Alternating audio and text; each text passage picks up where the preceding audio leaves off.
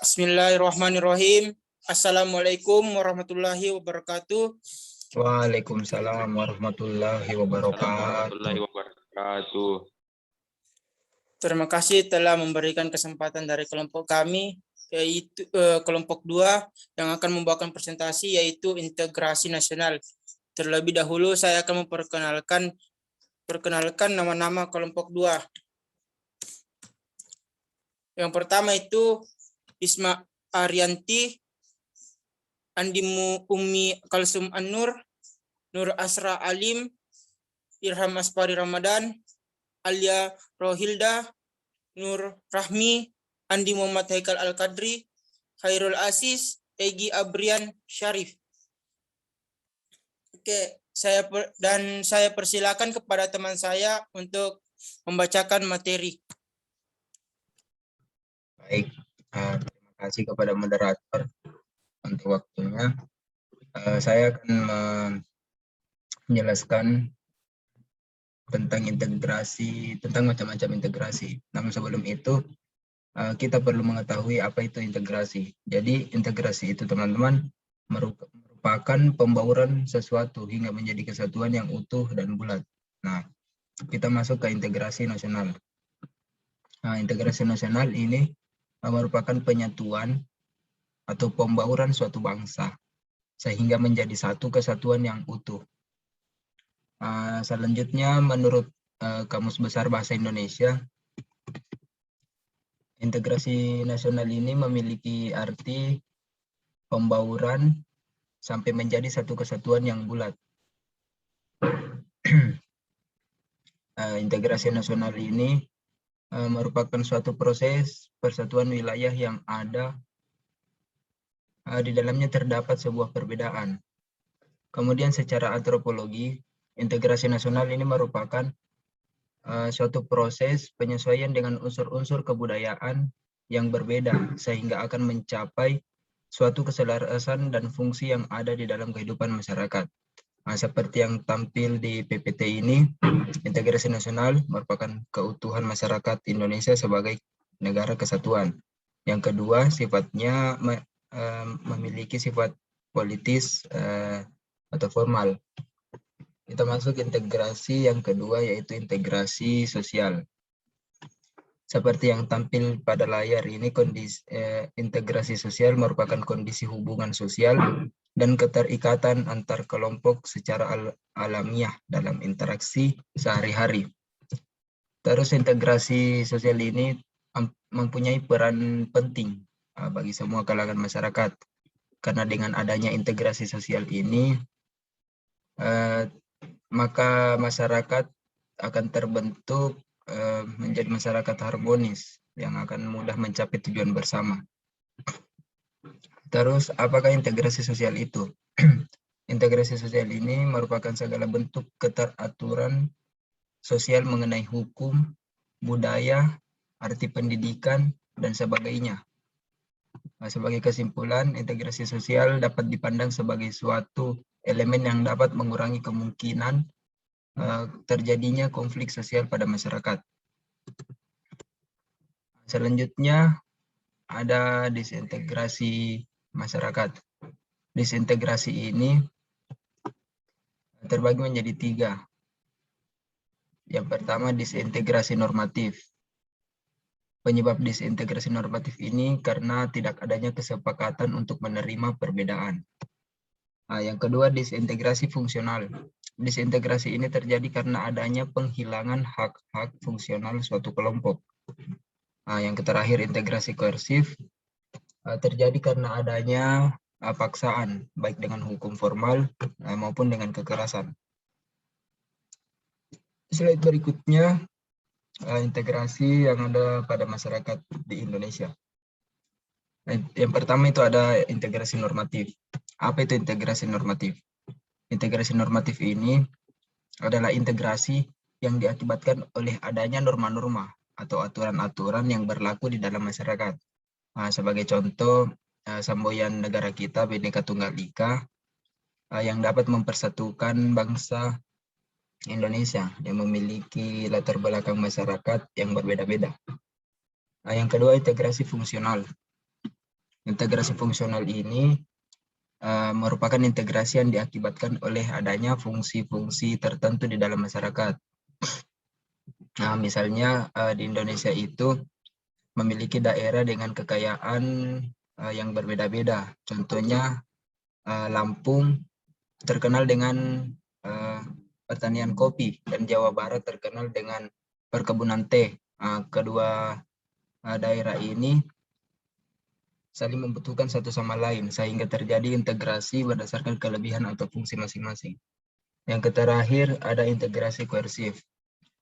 Integrasi koersif ini terjadi karena akibat adanya paksaan dari penguasa. Dalam hal ini, penguasa melakukan cara paksa untuk menetapkan suatu peraturan tertentu. Misalnya hukum yang melarang warga negaranya untuk melakukan penghinaan terhadap suku ras tertentu. Mungkin materi itu dari saya kembalikan ke moderator. Oke, terima kasih.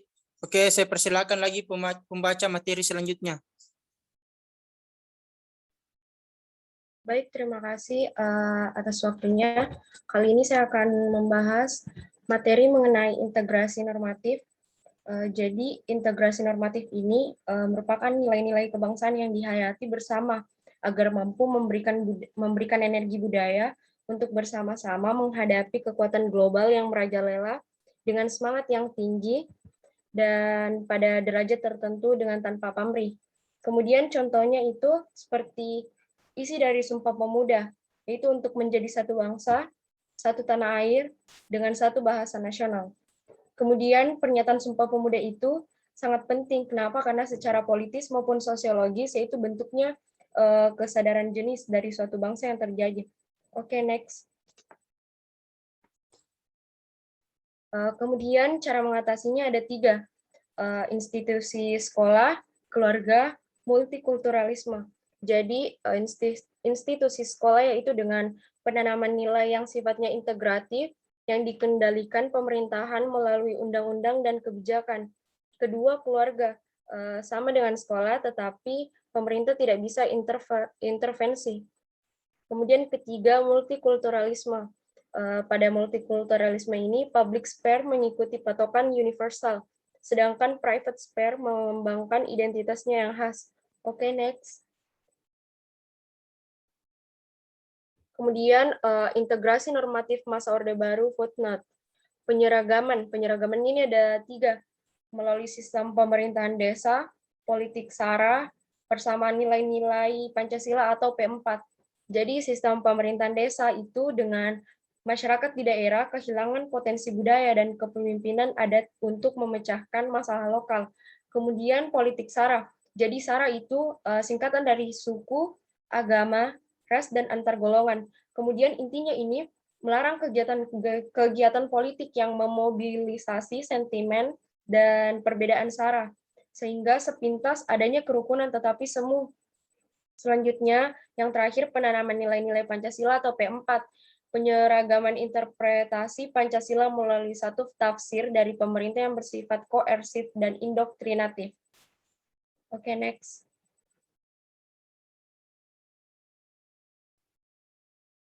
Oke, kali ini integrasi normatif massa.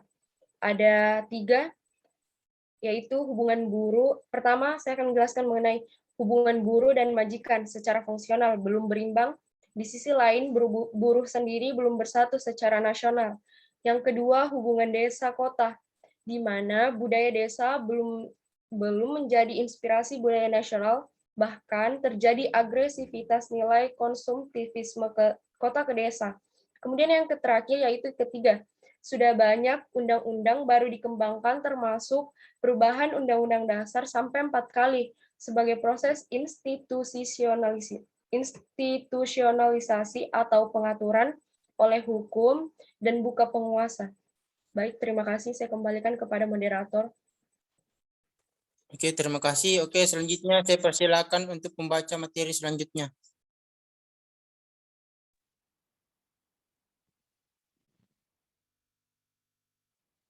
Slide-nya.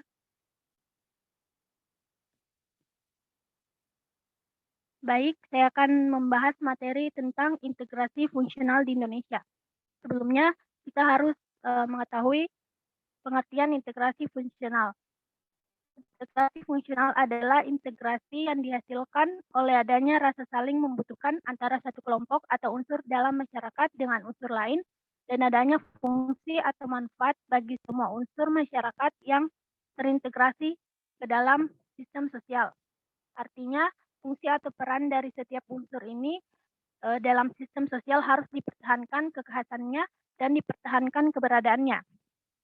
Jangan sampai suatu unsur kehilangan fungsinya atau tidak dapat menjalankan fungsinya secara baik.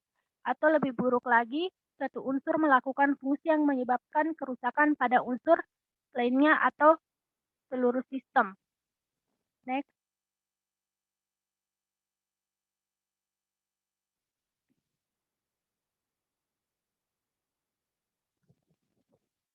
Selanjutnya,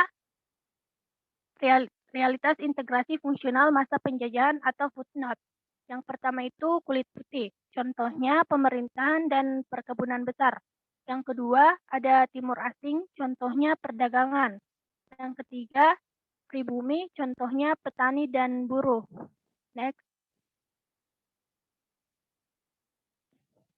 Selanjutnya itu ada kesenjangan masa reformasi. Yang pertama itu demokrasi yang dituju tetapi muncul oligarki. Yang kedua, pengambilan keputusan politik sepenuhnya di tangan partai politik.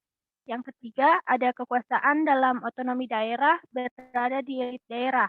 Yang terakhir, dalam bidang hukum pun dikuasai kelompok kecil atau mafia peradilan. Itu saja yang dapat saya sampaikan. Saya kembalikan kepada moderator.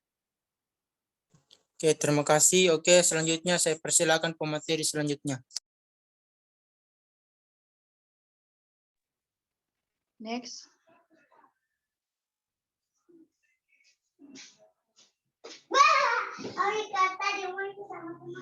Materi selanjutnya. Baik, terima kasih atas waktunya. Materi yang saya akan bawakan yaitu akibat kesenjangan muncul anggapan kelompok diistimewakan. Terbagi menjadi 3, yaitu Tionghoa atau Tiongkok, yang kedua itu militer, yang ketiga itu partai tertentu, yang menjadi mitos dan strategi dalam masyarakat. Next.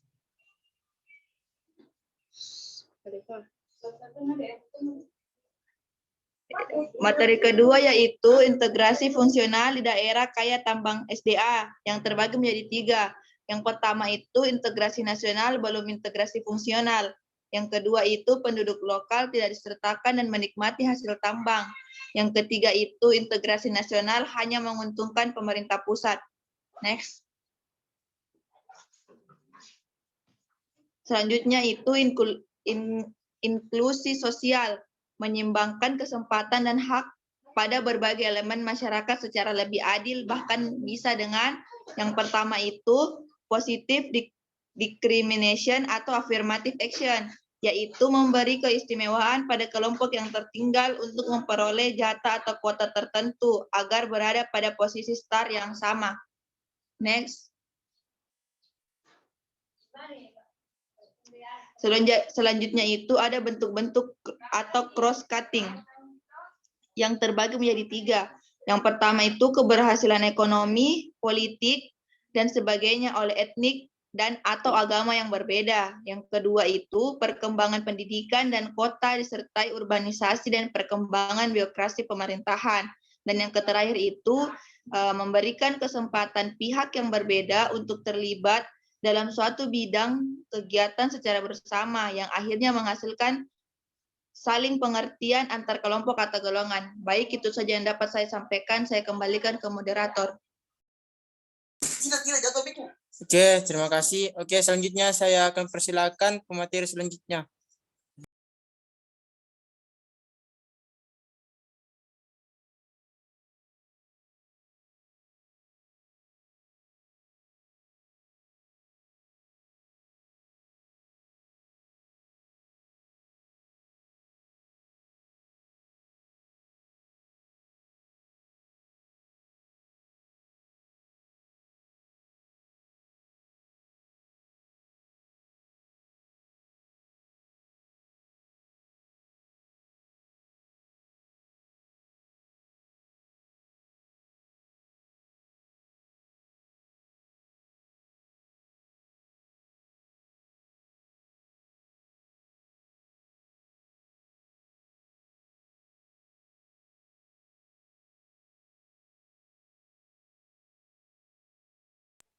Oke, mungkin teman saya yang satu pembaca materi ada halangan. Oke, untuk selanjutnya saya persilakan pembaca materi selanjutnya.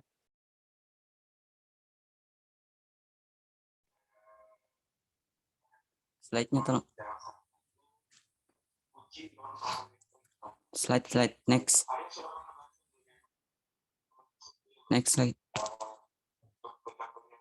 Baik, terima kasih atas kesempatannya.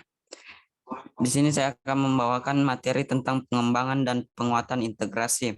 Yang pertama yaitu lebih menekankan integrasi normatif ini, lebih menekankan sebenarnya sudah berkembang saat mulai terpupuk ketika penjajah Belanda mulai kebijakan di bidang ekonomi, administrasi, politik, budaya, dan terutama melalui pendidikan. Kemudian yang kedua yaitu lebih menekankan di bidang fungsional. Integrasi di bidang fungsional lebih berkembang pada saat setiap unsur memiliki saling ketergantungan fungsional satu sama lain, karena itu fungsi dan peran dari setiap unsur dan sistem sosial harus dipertahankan kekhasannya dan mempertahankan keberadaannya. Kemudian yang ketiga yaitu lebih menekankan integrasi koersif berupa fisik, struktural atau regulasi maupun kultural simbolik berupa artinya yaitu bentuk integrasi ini tercipta berdasarkan kekuasaan. Dan yang terakhir yaitu keseimbangan ketiga pilar tersebut yang memiliki kesinambungan dalam menjalankan integrasi. Baik, slide selanjutnya. Adapun dari materi selanjutnya itu faktor integrasi menurut Howard Wings dalam Muhaimin dan Collins Max Andres tahun 1995 terbagi menjadi 5, yaitu adanya ancaman dari luar, gaya politik kepemimpinan kekuatan, lembaga-lembaga politik ideologi nasional, dan kesempatan pembangunan ekonomi. Sekian dari materi yang dapat saya sampaikan. Saya kembalikan kepada moderator. Oke, terima kasih. Oke, saya persilakan untuk membaca materi selanjutnya. Terima kasih atas kesempatan yang diberikan. Di sini saya akan membawakan materi faktor integrasi menurut Sunyoto Usman pada tahun 1995, yaitu 1. Masyarakat dapat mengemukakan dan menyepakati nilai-nilai fundamental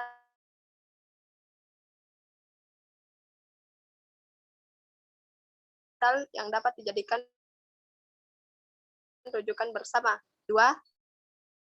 Berhimpun dalam memiliki cross-cutting affiliation sehingga menghasilkan tadi atas ketergantungan di antara unit-unit sosial yang terhimpun di dalamnya dalam memenuhi kebutuhan ekonomi. Apabila masyarakat saling memiliki ketergantungan, saling membutuhkan, saling kerjasama dalam bidang ekonomi, maka mereka akan bersatu. Namun, jika ada yang menguasai suatu usaha atau kepemilikan, maka yang lain akan merasa dirugikan dan dapat menimbulkan perseteruan.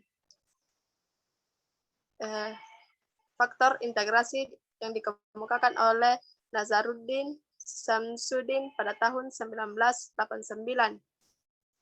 yaitu 1. Polisi assimilationist, 2. Polisi Bhinneka Tunggal Ika. Sekian dari saya kembalikan ke moderator. Oke, terima kasih. Oke, selanjutnya saya persilakan pembaca materi selanjutnya.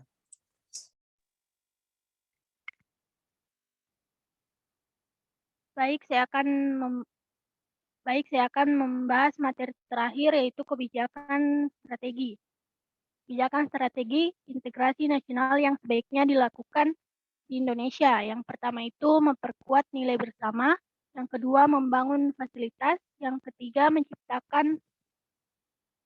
menciptakan musuh bersama, yang keempat memperkokoh lembaga politik, yang kelima membuat organisasi untuk bersama, yang keenam menciptakan ketergantungan ekonomi antar kelompok, yang ketujuh mewujudkan kepemimpinan yang kuat, yang kedelapan menghapuskan identitas lokal, selanjutnya itu membaurkan antar tradisi dan budaya lokal, dan terakhir menguatkan identitas nasional.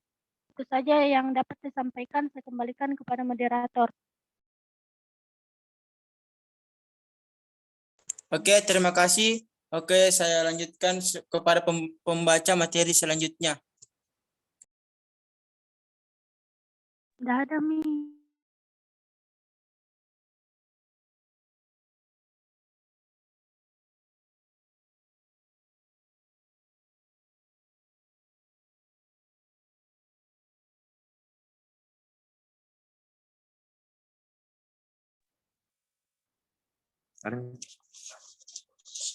Baiklah, terima kasih moderator. Saya akan membacakan materi tentang integrasi koersif di Indonesia.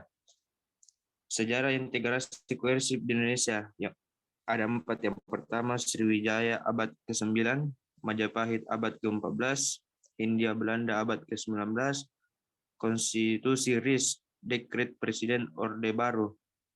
Ya, oke, slide selanjutnya.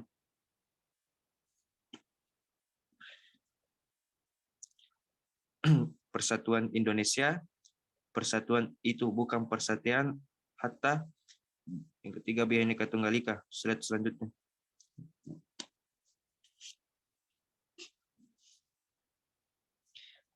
Baiklah, saya akan membacakan materi selanjutnya, yaitu kekuatan dan kelemahan integrasi. Kekuatan integrasi Indonesia ada 3. Yang pertama, integrasi sosial Indonesia telah dimiliki cukup panjang, yaitu hubungan prakolonial antar suku yang cukup lama, integrasi pranation state.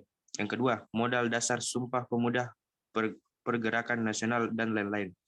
Yang ketiga, bagi masyarakat yang tradisionalis, maka kontrak sosial lama yang once for all social contract, yaitu sekali untuk selamanya, menjadi sesuatu yang lumrah. Kelemahan integrasi Indonesia ada 3. Yang pertama, masih adanya konflik horizontal antar kelompok yang berbeda ideologi, terutama agama, yang berlangsung secara koersif. Yang kedua, masyarakat yang berusia 60 tahunan itu berada dalam kondisi kritis, sehingga integrasi koersif semakin dibatasi, dan integrasi fungsional harus lebih dikembangkan. Komponen keadilan dan kesejahteraan sosial lebih menonjol. Yang ketiga, paradigma baru muncul. Nasionalisme itu berdasar hak, bukan kewajiban. Sebagai bila integrasi tidak memberi manfaat, mereka mempunyai hak untuk memisahkan diri. Baiklah, hanya itu saya kembalikan kepada moderator. Terima kasih. Oke, terima kasih. Oke, sampai di sini hasil presentasi dari kelompok kami, yaitu kelompok 2. Untuk sesi tanya jawab, saya persilakan untuk teman-teman membuka forum di sekolah untuk menanyakan sesuatu tentang materi kami. Dan saya tutup hasil presentasi kami dengan ucapan taufiq wal hidayah. Wassalamualaikum warahmatullahi wabarakatuh. Waalaikumsalam warahmatullahi wabarakatuh. Atau